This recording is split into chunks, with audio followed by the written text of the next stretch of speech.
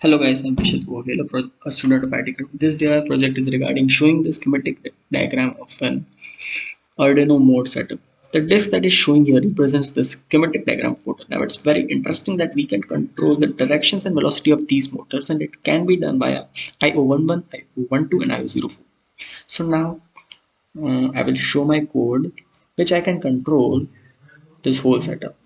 Here, as you can see, the maximum speed as the top comment shows is 52 RPM.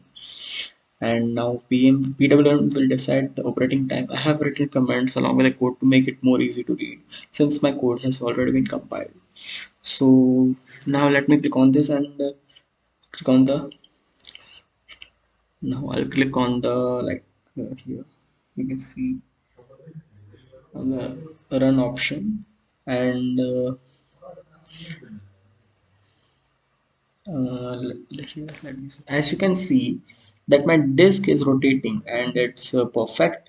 Now with the disk is rotating with increasing velocity, which is later becomes constant as expected. It should have been around, it should be around 9, so it becomes constant around 9 as calculated. Now let me double the value of PWM and see what happens. So now I will double the value of PWM from 100. I will change it to 200 and see what changes happens.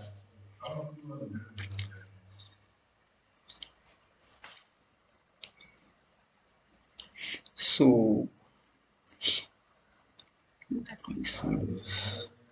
Now the speed of the disk must increase. So as you can see, the speed has changed and lastly becomes constant. So this project was successful and compiled. Now let's have a look at project number 2. I have created here some pretty dashboards, and here I will, as you can see, there's no error. I have successfully deployed this thing, and now here, as you can see, is a nuclear radiation.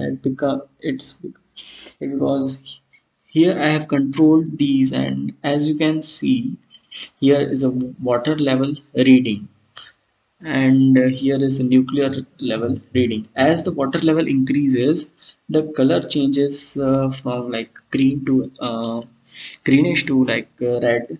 So this project can be useful at many places like dams, rivers, to detect the level of water, and we can control the floods. Now another can be nuclear power. It can be installed in nuclear power plants where we can check the nuclear radiations level using this and control it. Here, as it crosses the permissible value, it turns to red. So this was my project. Thank you.